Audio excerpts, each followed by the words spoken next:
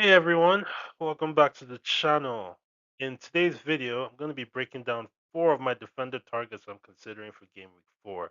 So if you're doing a wild card or a free hit, these are options that you can potentially consider. So I'm going to cover some budget options, a few, premium pick, mid-price picks, differentials, and I'm also going to highlight their defensive form, attacking threat, fixtures, and more. So if you enjoy this type of FPL content, just make sure you hit that like button and subscribe, simply so you don't miss any future updates. So let's dive in.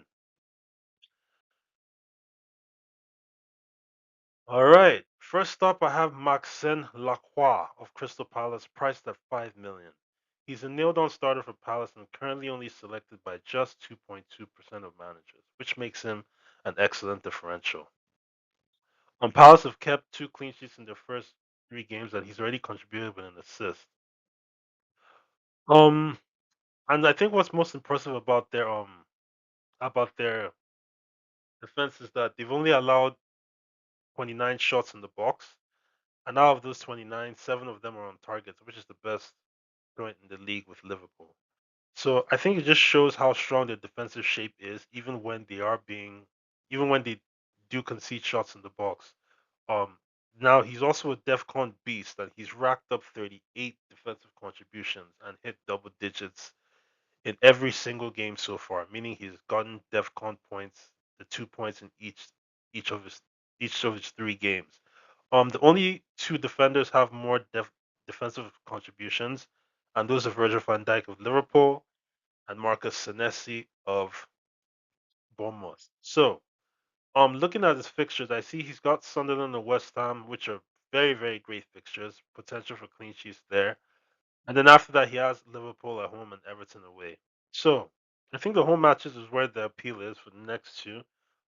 There's clean sheet potential, and he could be a very, very good differential. If you're looking to go into the Crystal Palace defense, and if you don't want to spend that extra point 0.5 million on Munoz. Anyways, and that takes me to my next target. This would be Tino Livramento at 5.1 million. He's another nailed-on starter, but this time for Newcastle, who defensively have looked exceptional. He's returned in all three games so far with two clean sheets and assists because he actually got an assist against Liverpool. So and he contributes to the attack. He's created three chances, and out of those three chances, one of them was a big chance. The defensive numbers, I can't even speak. There's just what more can I say? Like they've conceded just 18 attempts in total. That's from inside the box, outside the box. And inside the box, they've given up just 10 shots, which is the lowest in the league.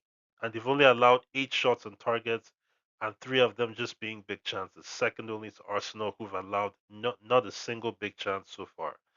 So I think this makes the Vermento a reliable source both for clean sheets, bonus points, and attacking returns. The next four fixtures are kind of mixed. They have Wolves at home, Bournemouth away, Arsenal at home, and Forest away. Even though Arsenal is a tough matchup in the third game on that list, I think their defensive form is what makes Livramento a solid pick. And their last two home games against Arsenal, they have kept clean sheets, winning 1-0 in both games. So they've shown that they can keep clean sheets against the big teams as well. So I think for a mid-price defender, he's a good option, and he's also a nice differential as well, given that he's only owned by 8.3%. So, and that would take me to my next target. I already mentioned him earlier when I was speaking about Lacroix. This time I'm talking about Marcus Senesi of Bournemouth. He's my pretty much my budget pick for this video. He's already proven that he can deliver points with two clean sheets as well and an assist in the three games. So pretty much just like the other two that I mentioned, they've all gotten two clean sheets and an assist in their first three games. And he's racked up 43 defensive contributions. The only person with more, like I mentioned earlier, is Virgil van Dijk with 44.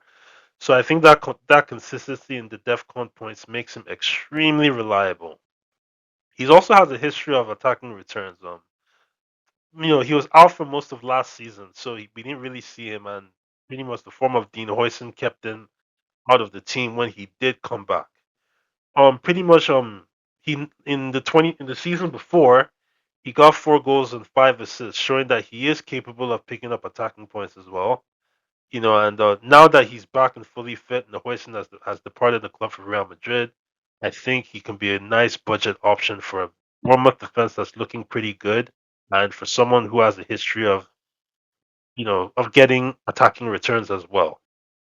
And I think the next four are also pretty good. You have Brighton and Newcastle at home, Leeds away and Fulham at home. And why I like those fixtures is that 3 of those 4 games are home.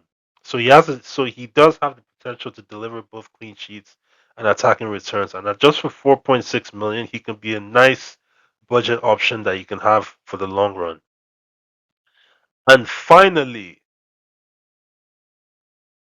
this will be on my premium pick, who is actually currently the top scoring defender in FPL with 26 points. Yes, it is the Italian stallion Riccardo Calafiori of Arsenal.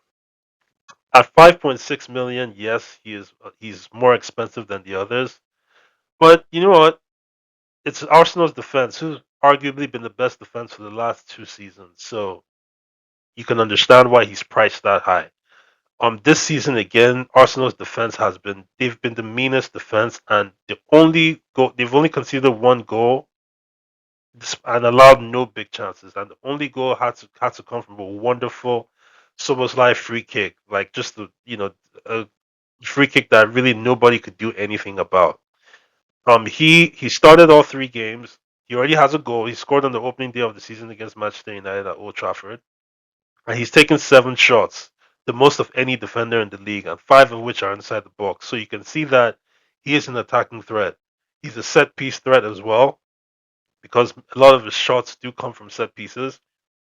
And obviously, with Arsenal's dingy defense, he is definitely one to to keep an eye on, because he seems to be the starting left back. And even though he might not even, let's even say he wants to be rotated with Saliba's injury, he can fill in at center back as well.